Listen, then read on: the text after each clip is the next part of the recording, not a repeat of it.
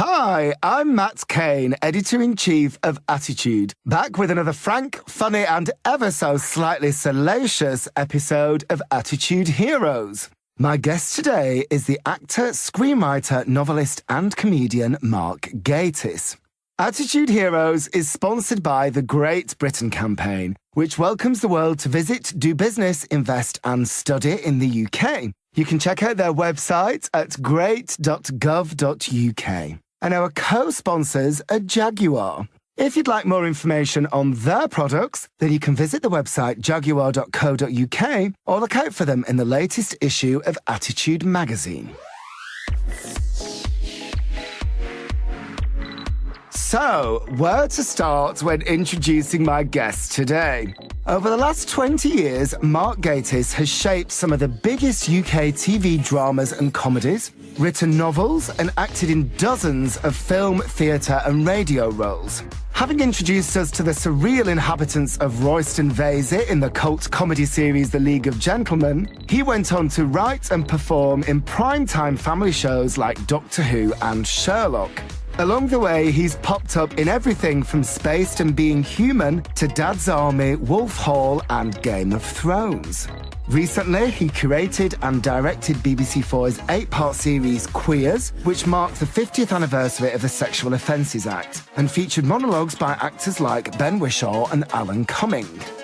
When I met him at his home in North London recently, he told me about his experience of coming out. My mum one night just asked me, she literally said, "You have a lot of friends who are girls, but they never seem to be your girlfriends. Beat.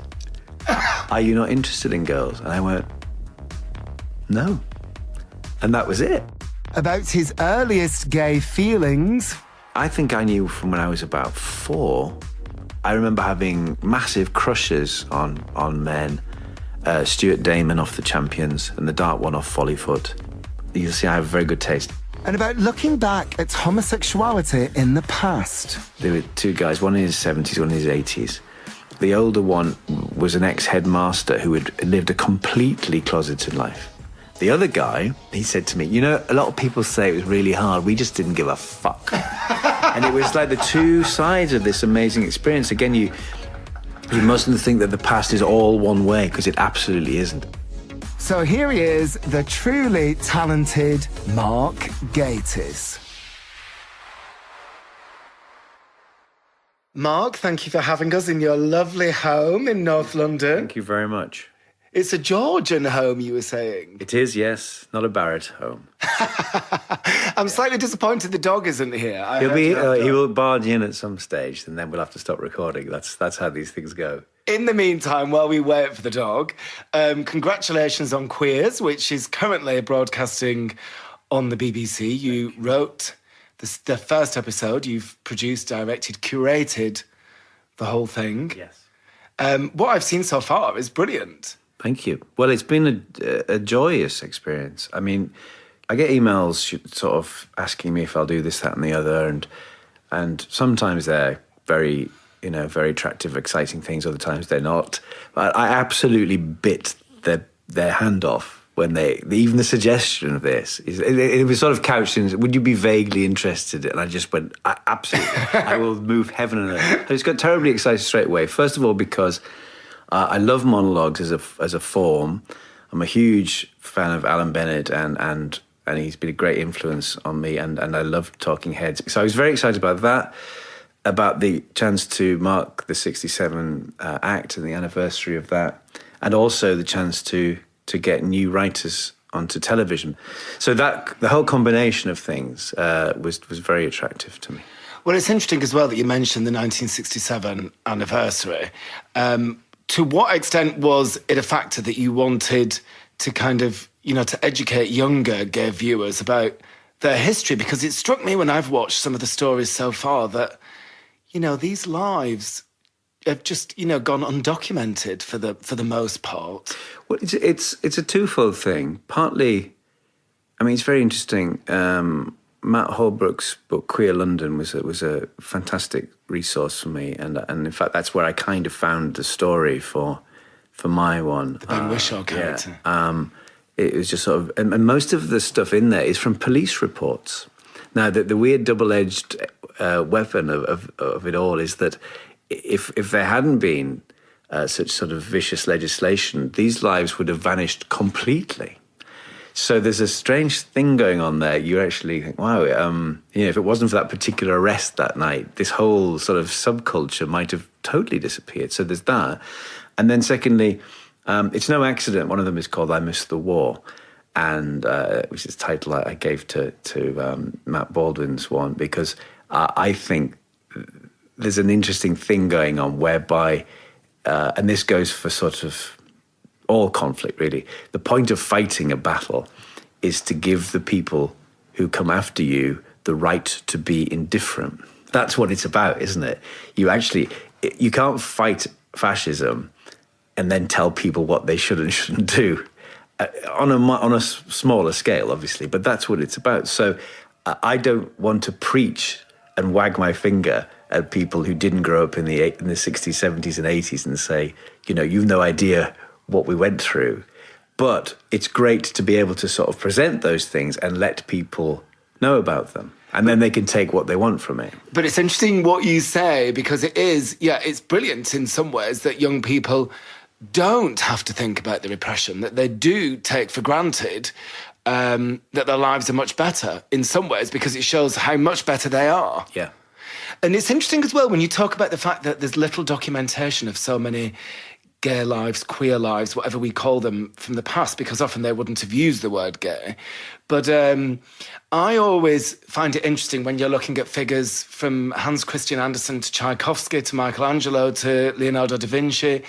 They were obviously what we would now call gay, but there's still biographers and historians who argue otherwise because there's little evidence. But of course there was, because they spent all the time trying to cover it up. I found the most amazing thing in the brilliant queer British art exhibition at the Tate, which is wonderful, full of joys, and the best thing by miles still are Orton and Halliwell's defaced library books, which made me laugh. I love that. I literally stood and howled with laughter at Fucked by Monty.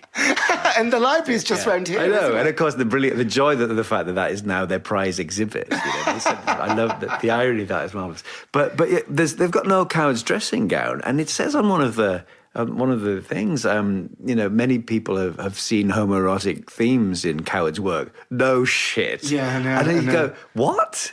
But they can't say. Apparently not. I know. That's very interesting that, as I say, in this day and age, you're not able to actually say, well, I think we don't have to just infer things about Leonardo, Michelangelo and Tchaikovsky, do we? But apparently, who's left to libel?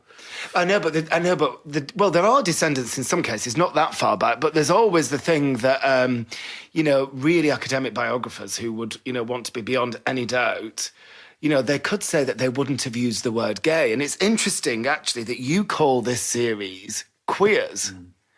I don't know whether that was your choice or the BBC's choice, but it's something we talk about in the Attitude Office a lot, because it's a word that was used as an insult. It's been reclaimed as an act of empowerment, but it's also... people do use it as a kind of umbrella term for people in the past, like the Queer British Art Exhibition at Tate Britain. It was my choice, and it was difficult to find a title. The word in itself has a journey, which I found fascinating. They would have used that term in 1917. That's what Ben Wishaw's character would have been called. And by the time we get to the present day, it has been reclaimed. So that's what I'm interested in, is telling those stories. And it's amazing, as I say, what the power of a word can have. You can watch that change. So, but I'm also terribly aware of the fact that, that's both a catch-all term, the way that gay is, and also for some people a very specific term. And I think what the argument would be about people like Michelangelo or Leonardo is that, of course, they wouldn't have used a word like gay, and people didn't use the word homosexual until the early 20th century. Oh. But they would have been something. We just don't know what it is. That they, I'm sure, Leonardo's pals would have all known each other. They would have all had a certain. They would probably have girls' names for each other, all the usual cliches. Well, they would, wouldn't they? I'm sure they would, or something entirely different. And that's again, if you read Matt Holbrook's book, there's an extraordinary amount of stuff he's discovered about things like in various working class, particularly Catholic communities. in the 10s and 20s and 30s, there was much more tolerance of boys sleeping with each other rather than getting girls pregnant. Yeah. And you think that's vanished as a notion. The idea that a whole sort of section of the community might be perfectly fine with boys holding hands and canoodling or even fucking each other, because it was preferable to having a bun in the oven. I mean, imagine that. So going back to the word queer, how do you, as an individual, feel about it? Because I'm coming round to it now, actually, but for years I struggled with it just because that was always the insult when I was growing up. Well, that's interesting. I think maybe because it wasn't, it was puff where I came from. Maybe if I called the series puff, I might feel a bit, I don't know. I mean, maybe we need to reinvent that next, reclaim that next. Yeah, it must stand for something. I don't know. That's an interesting question. I suppose it's because I've got used to it as the Q of LGBTQ plus. That it feels much more of an accepted thing. But also, the interesting thing about queer is that as well as denoting gayness, it also can denote a kind of outsider status, alternative. And it's interesting looking back on your work, because when there hasn't been an explicitly gay theme to work that you've done, there's often been a queerness there, whether it's Doctor Who, obviously, The League of Gentlemen, Sherlock, that kind of... Would you agree that this is important? I mean, if you use it in its other sorts of way, then definitely, I mean, that's something I rather like. It's if you look at it throughout the years, then I like the way it sort of, you might say, I don't know, there's something a bit queer about that. It's lovely, isn't it? I think there's something quite celebratory about it, and that's what I'd like to reclaim about it. I think I've told you this, but last Christmas I went to see Christmas Queens at the Troxy with my new friend Michelle Visage and comparing. And I love this story already. We were in this packed venue, and Michelle was singing "Oh Holy Night." I love it when she gets serious and heartfelt. It's my favourite carol. She was singing it with a heavy cold, and all the queens behind her dressed as Santa Claus, and all these thousands of puffs with their phones on, with the torches on, waving around. And I started to cry. Completely unexpectedly, I started to cry because I looked about and I thought, this is like a cathedral of oddness. That's what it is. Yeah. It's a wonderful celebration of odd people. And I was really taken by that. And I thought, well, that to me, that is what queer means. And it is a catch-all term in so many ways. But actually, as you say, if you go back to the root of it being something a bit off-centre, then that's where I am, and that's what I want to celebrate.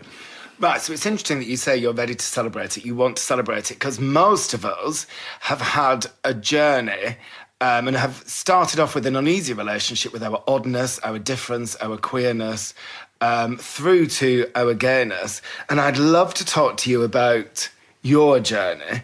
Because, it's fine for us to sit here now and say we want... it's fine for us to sit here now and say we want to celebrate our queerness. But, 30, 40 years ago, would you have said that? No. I mean, I think I would have... I was always an unusual child, and I didn't suffer in that way. I just remember I quite liked being a bit odd. I had like one best friend at primary school. We used to wander around the playground talking about horror films and avoiding footballs, but then that's everyone's story, isn't it? Really, every gay man's story. Well, not quite. Now you get all those masked gays who love talking about how they fit in and they like playing football, but they're all liars. No, I don't know. Well, no, I don't know. It's interesting, isn't it? Genuinely, I think honestly, I had like an afternoon of denial. That's all I ever had, and I've never been in, never. So, publicly, certainly, obviously to my family, I had to come out, but I was lucky enough not to have that kind of struggle. I don't have those kind of demons. I just kind of accepted it, So it was never an option. So when you were first starting out in the public eye, was it ever an option to you that you would not talk about your gayness? Honestly, not. Because I'm not...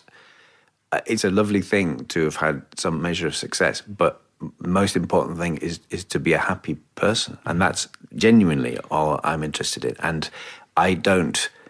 It's just the game is not worth the candle. You know, it's just not. The idea of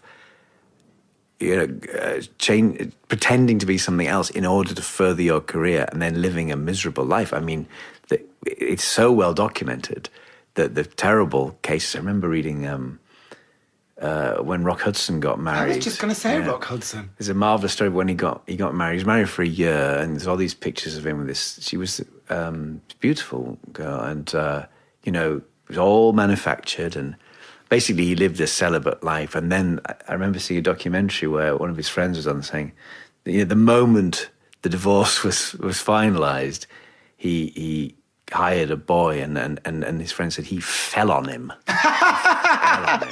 Well, should I tell you what? He was like a starving, a shipwrecked sailor, and he said, I've just read Armistead Maupin's memoir, which is coming out later this year, and he talks about his friendship with Rock Hudson and how miserable he was having to hide that part of him. I mean, obviously he was in what they called the glass closet. He was out privately to friends, but the lengths that they had to go to deny it. And how can you ever feel good about it if that part of you, you know that it is a shameful secret? Well, if you were, against the law, which I'm very proud to be a small part of, which was, I think it was devastatingly good, and the testimony of those elderly men, was so powerful, but particularly the guy who said he just got used to being lonely.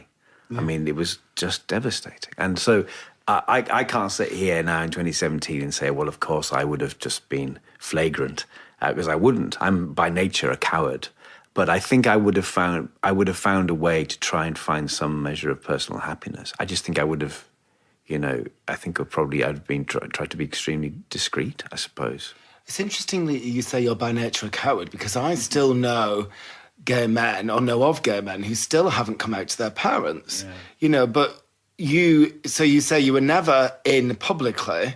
You did have a coming out experience with your... Yeah, I had my coming out was interesting because, I sort of dreaded it like everyone does. You forget that dread, don't you? When you get older. Yeah. I was thinking about it the other day, that dread that was there on your shoulders. But there just never seems to be a moment, does it? That's what I remember. And of course you read about other people's experiences and you think, what's going to happen? And then what happened was, I was visiting home. I was about 20, I think, and my mum one night just asked me. She literally said, "You have a lot of friends who are girls, but they never seem to be your girlfriends. Beat. Are you not interested in girls?" And I went, "No." And that was it. And that evening was like, it was such a relief. What I particularly remember, Star Trek was on, The Next Generation. This is suddenly becoming a very Mark Gatiss story. No, but it was. I'm not a fan of The Next Generation. But it was on, and what's his name? Will Wheaton, Wesley Crusher. We had this sort of conversation. It was just really easy, and then my mum made the tea, and she said, "He's a good-looking lad, isn't he?" And I went, "Yes." Full credit to your mum. It was just marvellous, but. The caveat was, you see, then I said, well, I better tell Dad. And she went, no, it'll kill him. So rather against my better judgment, we didn't tell him. And then I went back to wherever I was living, Leeds, or I can't remember. And I was on the phone to her about a week later, and she said, oh, your Uncle Jack came. We had snow. I told you, Dad. And she just dropped it in like that. I went, oh. So she told my dad, and then told my sister and my brother. And I kind of felt... I was very relieved. It's like, I didn't actually have to do it. It was fine. It was taken care of. But did part of you wish you had to do it? Well, what happened was I realised about 6 months later that basically I had to do it again because it wasn't being discussed. No, it had happened, and then the box had been securely closed. So I sort of had to do it again. But had you had time to come round to it back? Yeah, and actually, and it was great. They were great, and. It's funny how it does sort of sometimes creep in.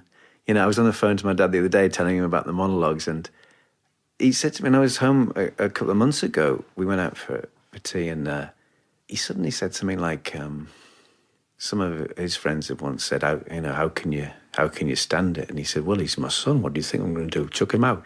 And it really took me by surprise. He'd never talked like that. And I don't know when those conversations date from, whether they were from many years ago or whether they still occur. I don't know.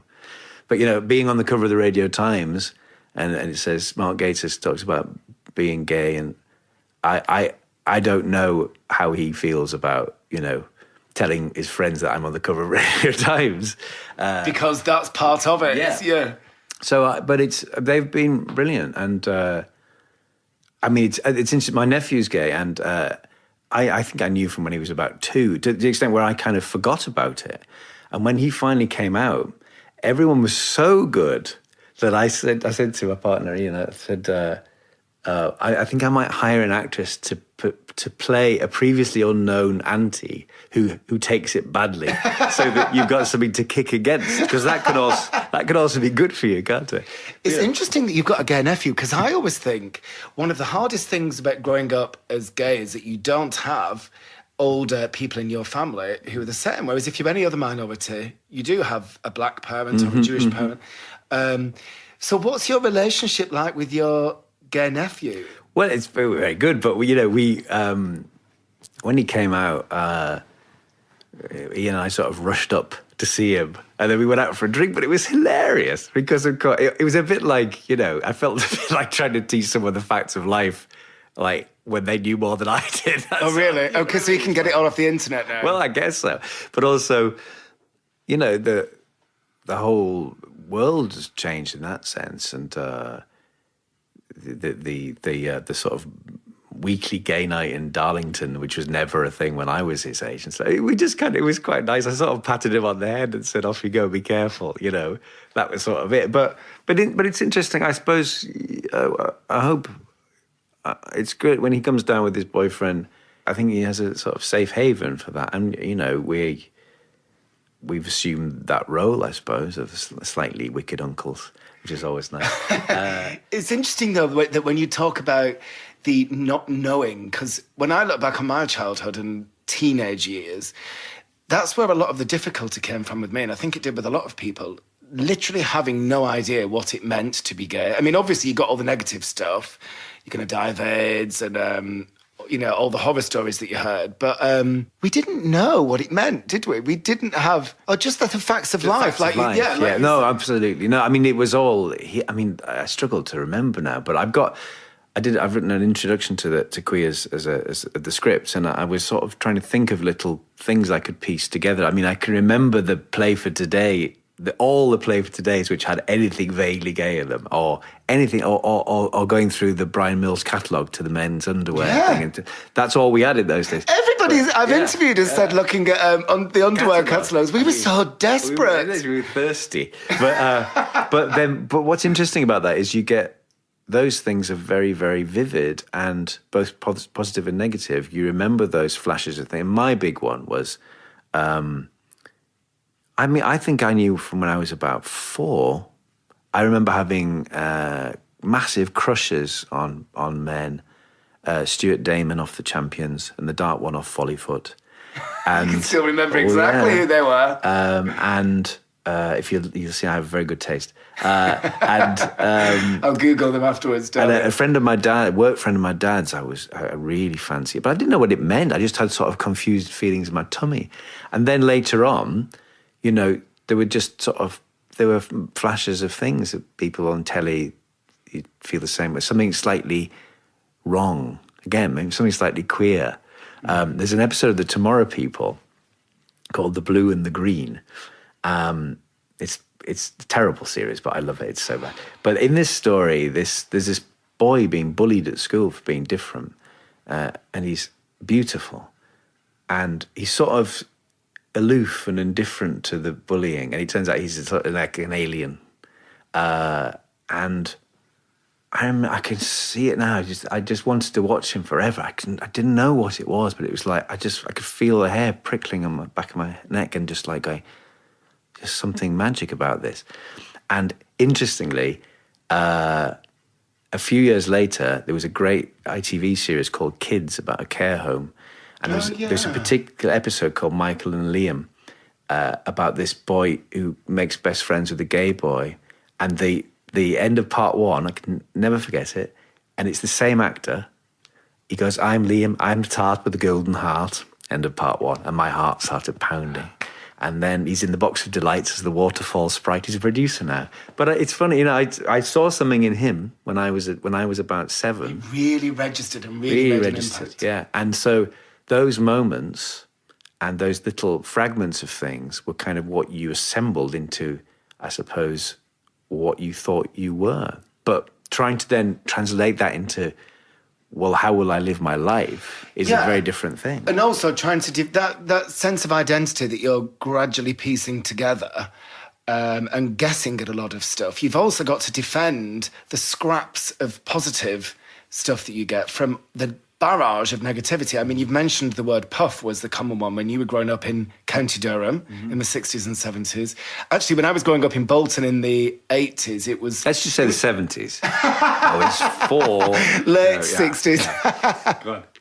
When I was growing up in Bolton in the late 70s, I'll join you there, and 80s, it was queer and puff, actually. But we did hear these words a lot, didn't we? And you know, so you would feel excited and all that when you fancied, when you had crushes on guys on TV. But how did you feel when you heard words like puff and understood that even if they weren't being applied to you, they were, you know, relevant to you? Frightened. I remember that. I remember it was used so liberally, you know, and I suppose the way that gay is now, in a pejorative way, it was used like people would sling it around all the time, not necessarily just at like an effeminate boy at school or someone who's a bit different. It would just be, oh, you fucking puff. Or it was a puffy thing to do if you had a slightly different voice or if you were good at art, you know. It's like, it's such basic things, aren't they, as well? You know. If you were good at art or you weren't good at football. Yeah, yeah. And you were so, basically a puff. Yeah. And so it's that's interesting that it's not, if you challenged them and said, you know, is that specific, are you saying that to that person because you think they actually suck cock? Then they'd probably be a bit shocked. But at the time, it just meant a sort of general... Some of it is about gender, isn't it? It's about traditional gender roles. Yeah, well, very. I mean, particularly where we come from. Yeah. You know, and you can forget that. And when I go home, I think, well, this is, you know, a lot of this has not changed much at all. And I can imagine the pressure in that sort of environment still to conform. But for you, your experience, part of it was about not conforming to what people expected of a man or a male child at the time. I suppose so. I mean, not you know, I wasn't like a rebel. I mean, doing this series, what I've learned and become so impressed by is the people who've come before who really were amazingly brazen. There's one of the police reports, which is from the Caravan Club, and it's the police report is written in this wonderful sort of, you can read it in a policeman's voice, a sort of, you know, I was proceeding towards the West End when I saw an effeminate-looking man, that sort of thing. When they arrest this man, he says, us girls have got to stick together. It's marvellous. And you can hear it calling through the years, you know, the same sort of voice. But when we did Boys in the Band last year, it was a very moving experience talking to lots of people who'd seen it first time around and it completely changed their lives. In so many, there's one guy who was too young to see it, but he bought it from Samuel French and read it under the covers when he was like 16 or something. And particularly, I remember one night, there were two guys, one in his 70s, one in his 80s. And the older one was an ex-headmaster who had lived a completely closeted life and had only now really had the courage to sort of slightly expand his horizons. The other guy, his partner of 55 years had recently died. They met in the Korean War, and he said to me, you know, a lot of people say it was really hard. We just didn't give a fuck. And it was like the two sides of this amazing experience. Again, you mustn't think that the past is all one way, because it absolutely isn't. And within that, there are extraordinarily brave people who genuinely, and I think, a friend of mine was talking to me the other day about a bus conductor where he was from, who just wore like makeup and heels. And he would just be on the bus every day. It's amazing. And, that kind of bravery. he wore them down. He just wore them down until everyone kind of loved him. Now, who knows? When push comes to shove, if he'd accidentally brushed against someone who apparently liked him, they might have beaten the shit out of him. Who knows? But it's that sort of thing which is incredibly impressive. And when you look back at how repressive things were, that to stand up like that is really amazing. In terms of your past, you've mentioned already Aliens on TV, and I know that Doctor Who was a big comfort to you in your escape when you were growing up, and time travel in general. Was it just the idea of escape, or were you attracted to the difference of aliens? Was it Doctor Who's asexuality? Was it the fact that he was so accepting? I mean, the fact that Doctor Who's always had such a huge gay following is just... It's sort of, to me, like the magic of the programme itself. You can't quite put your finger on what it is, but there's something there. There's something magical in the format. There's something magical about the show. And I think you could list a lot of reasons why there is appeal to gay people there. But I don't know if you can really work it out. It might be something to do with the fact, and this is what's wonderful about the character of he or she, that they are different to virtually every other hero. That they are, you know, the Doctor's using his wits and his charm and his funniness and his oddness. But definitely the escape was a big thing. I used to, you know, dream that TARDIS would just turn up at the end of our street and take me away. Well, it's funny because from what you've said, it wasn't that unhappy, your childhood. No, not at all. I had a very happy childhood. But you still wanted to be taken away by the TARDIS. I wanted to go because it's about that desire to have something happened to you, isn't it? Which I think is that's what childhood stories are all. You still, you know... Adventure. It's adventure, yeah. And whether it's 5 go to Kirin Island or 5 go to Mars, it's... no, that's a good idea.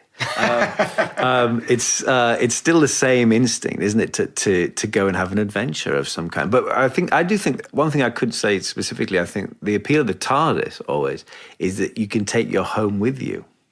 It's like a gypsy caravan. I suppose that's what it is. You can go on these adventures, but if you get back there, you're safe. And I think that was a big part of it. Always has been for me. Oh, the doorbell's ringing. Should we have a little pause? Let's have a pause. Coming up next... I remember my friend showing me his cock, and I showed him, but unfortunately he then didn't sort of...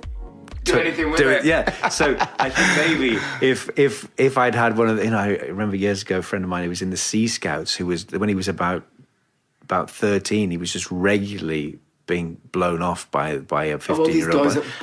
And you go, what? Attitude Heroes is sponsored by the Great Britain campaign, which welcomes the world to visit, do business, invest and study in the UK. You can check out their website at great.gov.uk. And our co-sponsors are Jaguar. If you'd like more information on their products, then you can visit the website jaguar.co.uk or look out for them in the latest issue of Attitude magazine. Now, let's get back to Mark. So you've talked about being aware of your difference and aware of your gayness from really early on. You mentioned, tantalisingly, an afternoon of denial. But you did, am I right in thinking you did have a girlfriend? Yes, but she assumed I was very gay. I remember when we got together, she just thought I was having this marvelous secret life, which I wish I was having, which I absolutely wasn't. It's funny how this. I think if you adopt a certain air of mystique, people will believe anything. You can project anything into that. So when I was in sixth form, I was very. I was kind of, in that way. You're very into like creating a persona, And I had a badge that said "Gentleness is strength." You think about the person you want to be and what people think. Yes, absolutely. But also you create. Yeah, you can see it when you see teenagers or late teenagers that they are absolutely in the process of constructing a persona, which they imagine they will be for the rest of their lives, or that they want to be. So it's totally. I find it incredibly endearing. The sort of incredible sincerity of it. So earnest, isn't it? Yeah, always so earnest. And and actually so humorless most. But were you trying to construct a straight persona then? No. Flirting with it? I was constructing a queer persona. Definitely, I made a thing on my locker at sixth form, which was the male, symbol with the arrow. Oh yeah. But pointed downwards. Which now, of course, looked like erectile dysfunction. It was sending very much the wrong signal. But I was trying to send some sort of message, definitely. And even though I had at that stage not touched a boy. So what was going on with the girlfriend then? If you were already if you were at ease with your queerness and you were constructing this queer persona, how does the girlfriend fit into? Well, I kind of fell in love. Oh. And also, in that I was like 16, 17, so you're just doing what you do. I mean, that's, to me, in a funny kind of way, that's what, in the end, I find a bit sort of suffocating about the kind of commodification. Commodification. What's that word? Commodification. The commodification of the acronym and everything is like.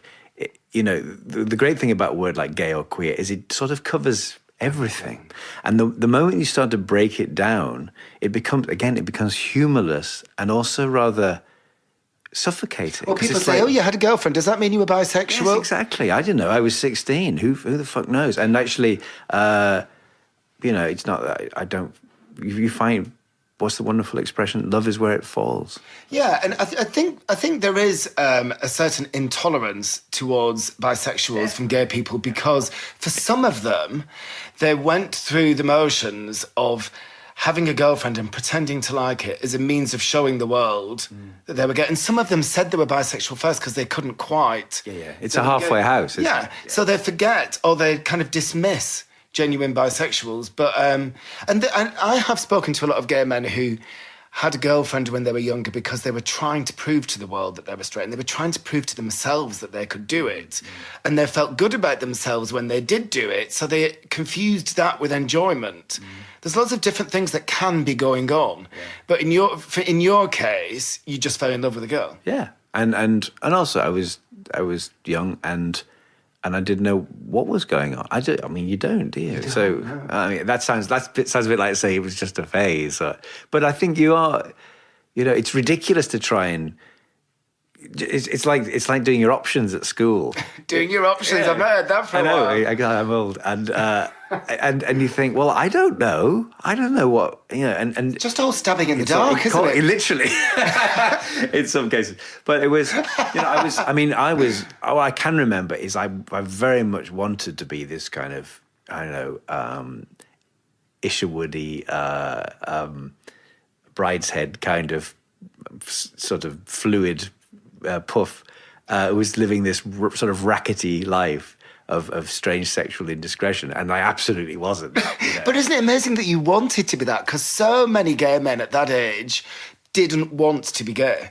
And you were actually constructing this gay persona and actively exploring that. But I've never thought of this before, genuinely never thought of this before, but I wonder if I had some of those gay experiences which other people infuriatingly had at a much younger age, whether I would have done that. But I didn't. I hadn't kissed a boy. I hadn't, in that famous thing where you sort of show each other your parts, there's usually a payoff. I didn't have that. I remember my friend showing me his cock and I showed him, but unfortunately he then didn't sort of do anything with it. Yeah. So I think maybe if I'd had one of the, I remember years ago, a friend of mine who was in the Sea Scouts, who was, when he was about 13, he was just regularly being blown off by a 15-year-old. And you go, what? And I think that's why you sort of fetishize the notion of boarding school, isn't it? Yeah. Maybe that's what Harry Potter's all about. But let's get down to nitty-gritty then. So when did you first, not so much see a boy's cock properly, but when did you first kiss a man? When did you first start to explore this side of you? Fortnight ago. Well, then it happened. There was a place called Darlington Arts Centre, which is closed now and was once the second largest art centre in the country after the Barbican. Amazing place where I used to go and do plays with my friends, and we all used to hang out there. And one day this boy came running through part of some youth theatre group or something, and he just put his arms around me and kissed me just on the way out. And it was like, ooh. And then there were lots of things which nearly happened, as it were. Or, you know, it turns out now, like, these three of my friends at school were subsequently gay, but none of us did anything about it. Oh my God. But I think we actually, none of us were any of the others' type. I'm sure that would have made a difference. But there was, I mean... Yeah, but sometimes when you're a teenager, you're just so desperate. And, yeah, well, I know. But it was, I mean, it's difficult from this perspective to know quite... I knew what I was yearning for. I suppose this kind of comes back to the escape thing, doesn't it? I sort of wanted some environment where it was possible. One thing I can remember very vividly, and I must have been about 17, yes. So I was in the lowest sixth, and there was a boy at my school called David Mooring, who was slightly older than me. I think he's just left, I think. And I really fancied him. And then he started to have a relationship with an older guy in Darlington. Two things I remember. The older guy who ran the art centre, we just went for a walk, and he just sort of said, so do you have a girlfriend? He was Australian. He said, do you have a girlfriend, Mark? And I went, no, not currently. And he said, what about a boyfriend? And I said, not currently. That was my way of sort of saying it. And then David, the boy I knew at school, we had a drink one night, and it was definitely on, but there was nowhere to go. Oh, yeah. That's what it was. And that's what I was sort of projecting, was like, you know, in this imagined world where you could just sort of stumble into a box room or something. It just wasn't possible. I mean, it probably was. We should have probably just gone to the bushes. But I just couldn't imagine that. I'd sort of, you know, I'd missed my bus or something. You know, it was that was the kind of pressure I felt in a way. It was like, oh, if only it was slightly more magical. Yeah. I think it is. It's easier for straight kids, isn't it? Because they can take a boyfriend or a girlfriend home. I mean, the picture you're painting is that it was quite accepted and everything, but you would have had to kiss him in private, wouldn't you? Yes, so therefore, yes. You do have to go somewhere. Yeah. I mean, it's quite a complicated thing. It's not just an innocent discovery of our sexuality. No, and you're absolutely right. And that, I don't know. That feels like it's changed a lot, but then I think if you tried to kiss someone in a bush shelter in Darlington today, you might have trouble. It's not like it's become some sort of gay utopia. Well, and it's interesting as well thinking about these early experiences, because I'm just revisiting some of mine, and there's excitement there. Getting horny, yeah. And getting horny. I remember getting horny when I was a teenager. I remember all that, but there's the fear there as well, isn't there? First of all, you have to kind of test the water. Are they like me? How will they react? And, you know, what if somebody catches us? And some people have that thing, being slightly repulsed by it in themselves. You know, it's so kind of complicated, isn't it, when you start to explore your sexuality, yes. Or it was in our day. No, but it is, and of course it is, and people are complicated. So, you know, what you imagine is so many people they'll be at ease with it, and you imagine everything has kind of come on, and it has come on a long way, but equally it feels like, you know, I feel personally in the way the world is at the moment that democracy is like a tiny, fragile scab floating on a sea of pus.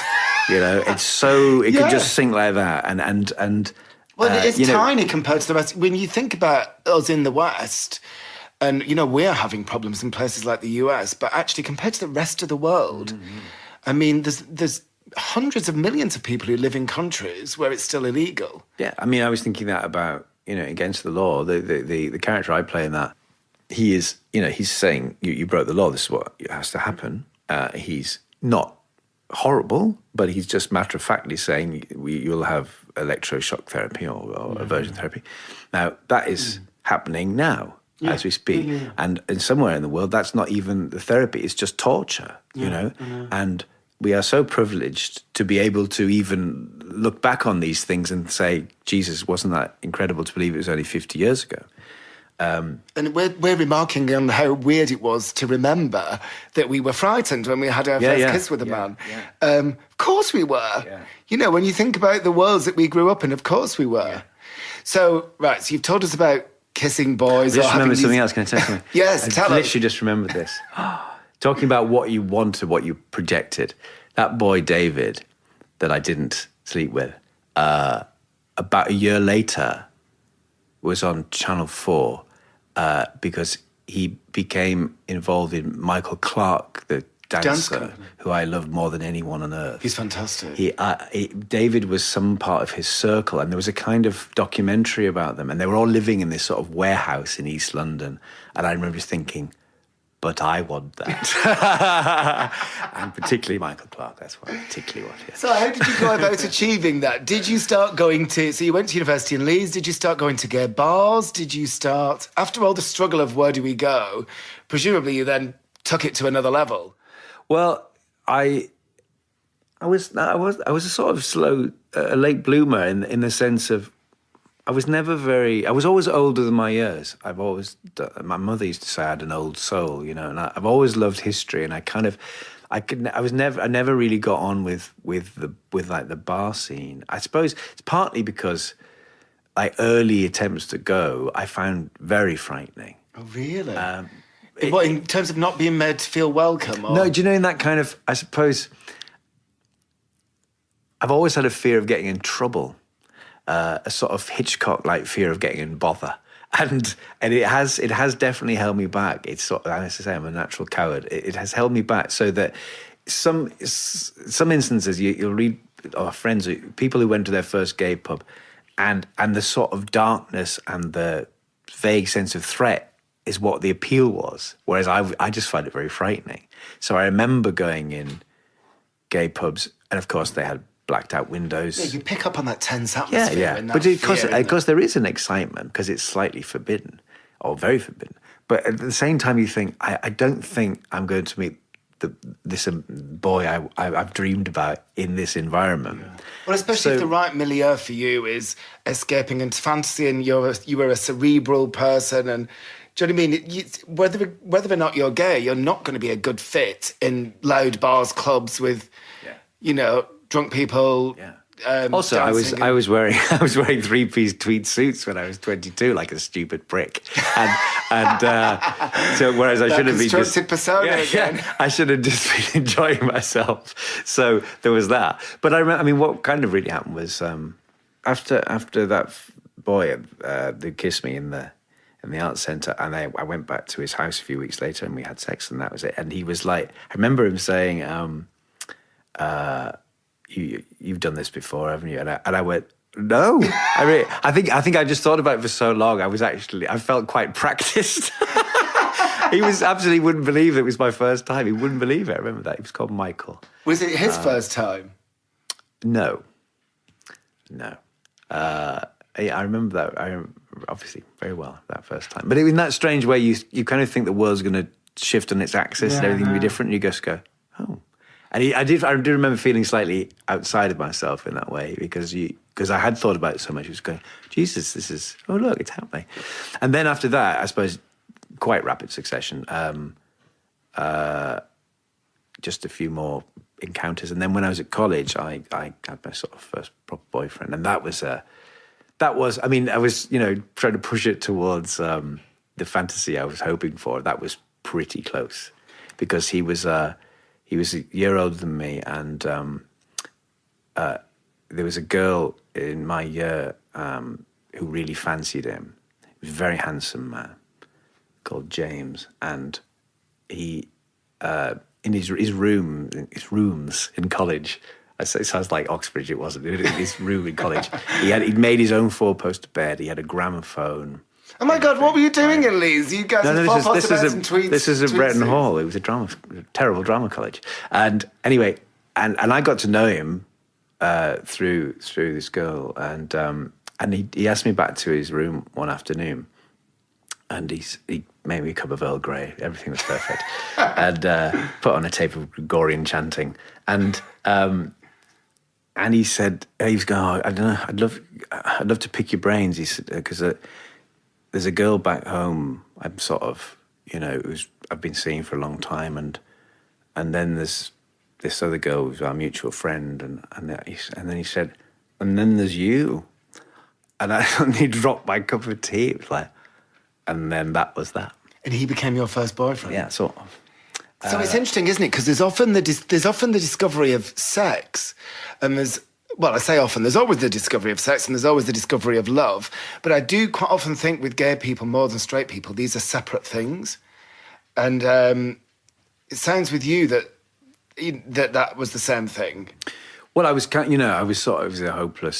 I was instantly smitten because I kind of invested it with absolutely everything I wanted to do. And of course And then you bagged him. I did, yeah.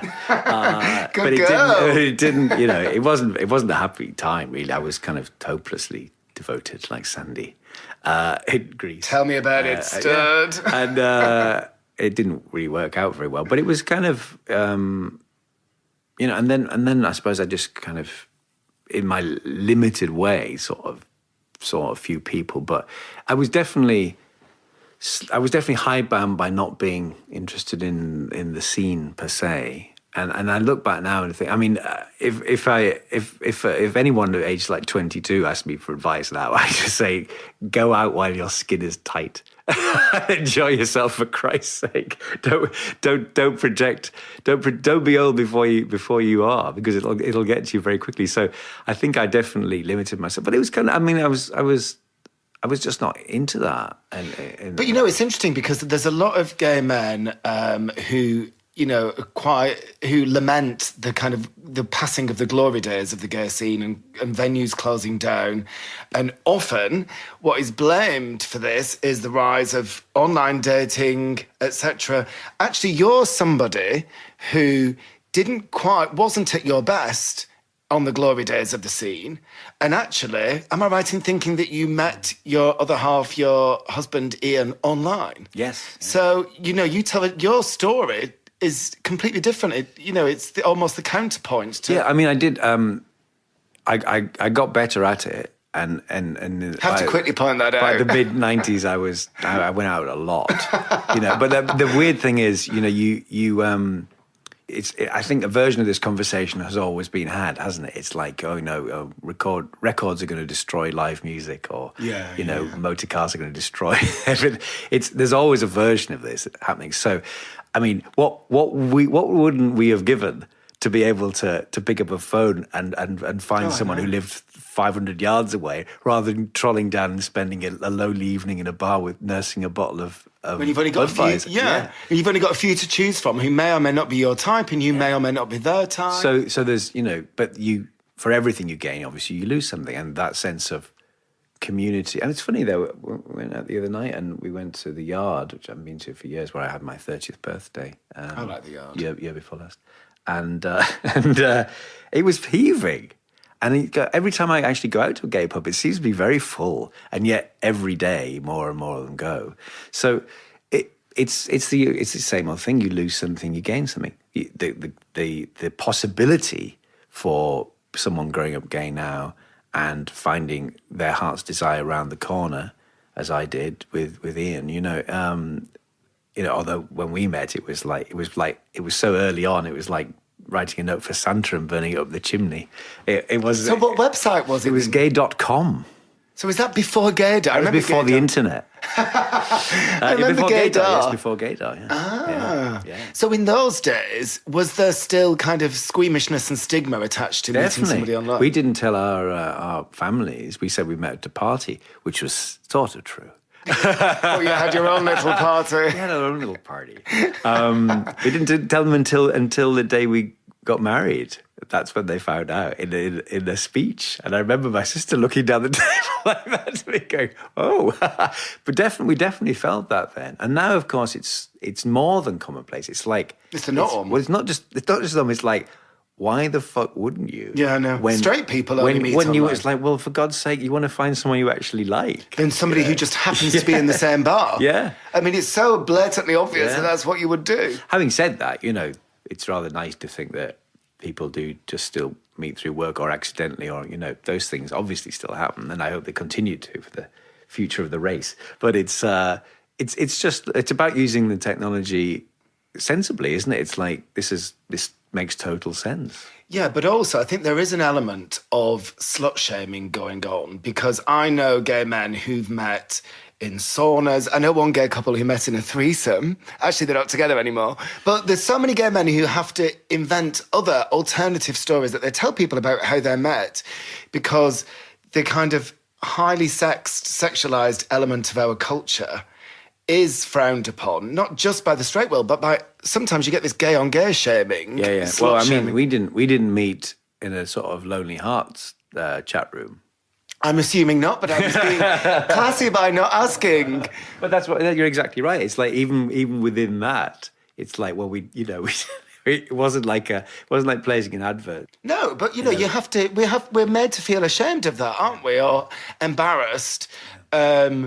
And actually, why should we? It's interesting that, do you remember when George Michael was, this is going off on a tangent slightly, but when George Michael was caught cruising on Hampstead Heath and he said to the journalist, this is our culture, you know, and a lot of gay men said, cruising isn't our culture, cruising isn't our culture. I think it's undeniable that hookup apps and online dating services are our culture, and there is definitely a higher rate of casual sex amongst gay men, yet we still can be quite squeamish talking about it. I think it's great that you've said that that's how you met. Well, I think it's important too, because it's at the same time, it's like you look at the whole picture. To me, it's all a different part of the same problem, which is like, especially in the modern world, he said, sounding like his granddad, is that there's no room for nuance. You know, it's like, it's so fucking black and white. It's like, well, it is a part of our culture. It's not exclusively, and not everybody has to identify like that. But if you say it, there is a mob to tell you, no, you are wrong. Shut up. Shut the fuck up. Don't tell me that that's my culture. You go, I wasn't. I was, but it's too late now. It's out there. It's got out like a ghost, doesn't it? And there's always someone who will come and tell you you're very wrong about that. Whereas in fact, like everything, it's much more grey. And so you can perfectly correctly say that is a huge part of gay culture, always has been, and particularly when it was very, very underground. And in fact, dating apps are basically a sort of a modern manifestation of what we've always done. Yeah. And it is a huge and important part. And as Matthew Baldwin's monologue in Queers demonstrates, some people think it was never the same after the 1967 Act because it stopped being fun. And the element of risk and everything during the war and all that darkness, it was a huge part of it. And to this day, I think this is a very cogent argument that there might be partly the extremities of some elements of gay sex these days is a sort of subconscious reaction to the fact that so much has been gained. So if we can get married, we can have children, we can be like everyone else. So we should be, some people think, or there's the expectation. So somehow a lot of people want to be still other. They want to be the outlaw.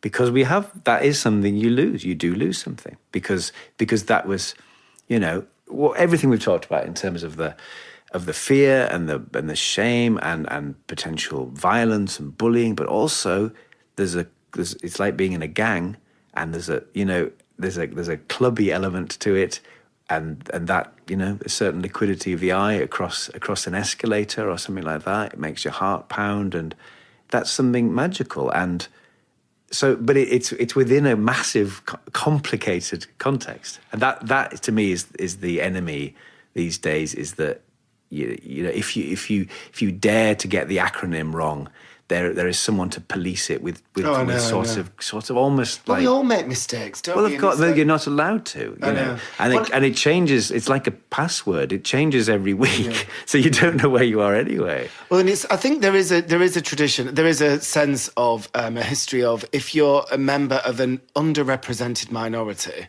everybody else in that minority is so sensitive about bad representation, not reflecting them. And I do get that. I totally get that. But it is less of an issue these days when there's more representation. But there do seem to be lots of gays ready to, you know, pounce, throw shade, you know, slut shame, whatever. And But interestingly, you talk about, what we've gained and that we can get married now, so it's easier to integrate, and some people think we should, and assimilate rather. Am I right in thinking you had a civil partnership with your partner Ian in 2008? Yes. So have you upgraded that to marriage since? We're upgrading next year for our, fucking hell, 10th anniversary. Congratulations! Yes, well, it's only because the seating's better and we get free white wine. So what does marriage mean to you then? Why are you upgrading it? Why isn't, because talking about difference and, civil partnerships, some people still think they were better because they were other and different to marriage, but you're going for equal marriage, which is the same. Why is that important to you? Well, it's two things really. I mean, we're doing it for the anniversary because we can, but it's equality, isn't it? I mean, that's the thing. That's again back to the monologues. That March, the 1994 thing outside Parliament. I was there that night, as was Michael, the writer, and I remember I was with Simon Gage. And I love Simon Gage. When it started to kick off, I remember Simon lying down the road, and I think I'm going to go home now. The natural coward, you see. But I was very struck when Michael wrote that one, pitched that idea to me, that what the character says is like, of course they're going to say yes. Why would they not? It's not very long ago, and there are so many things like this where you argue with people and go, do you know that in 18 months' time, this will look like you're defending the slave trade? This will look ridiculous. And it does. Well, look at Angela Merkel. I mean, she's going to be so embarrassed in the future that she voted against equal marriage in Germany. But you have to argue that, and you have to get through it. And then all we were talking about was equality. And that, to me, is the most extraordinary thing. You're not saying special privilege. You're not arguing. You're literally just saying, can we be the same as everyone else, please? And the fact that that was an issue as short a time ago as that, and of course, to this day, in some countries and across the world, I mean, that's what really gets me very worked up these days, is that we are losing ourselves sometimes in tiny debates about personal pronouns when the world is on fire, and ISIS is throwing people off buildings for being gay, and they're opening fucking concentration camps in Chechnya. We should be so lucky. We should wake up. And it's not that these things cannot be talked about and shouldn't be talked about. For God's sake, we've got to help each other out. That's what I think and it is an inevitable result of success, is that you are bound together in adversity with a lot of strange bedfellows, and the more success you have, the more you start to fall out within it, and then it becomes like the People's Front of Judea, and people splinter off and start having rows about themselves as opposed to the bigger picture. And the picture has never been bigger, if you know what I mean. Yeah. I think in our lifetime, this is as serious as it's ever got. The world is darkening around us, and we've got to wake up, because these privileges they could be taken away. They'll go like that. Which is why, actually, every gay man who is visibly out in the media, in the public eye, even in places like the UK where we do have much greater acceptance, with news travelling on the internet all around the world, it's still really important. Even when you get married next year, that will be a political act. When it is reported, it will be a political act. Well, an amazing thing happened. I mean, it sounds like a cliche. We got married. We had our civil partnership at Middle Temple, where 12th Night was first performed, but also under a portrait of Edward Carson, the great advocate, and also the man who prosecuted Oscar Wilde. And when I told them that civil partnerships were happening in this room, they didn't know. And I thought, this is exquisite irony. And when I did my speech, I flicked the V's to him. It's like, this is a late revenge, but it is a revenge, and it's an amazing thing to think this can happen in front of this man who stands for everything we hopefully have put behind us. Mark Gatiss, on that note, thank you very much, and good luck with your wedding next year. Thanks, pet. What are you getting me? We'll talk about that when we turn this off.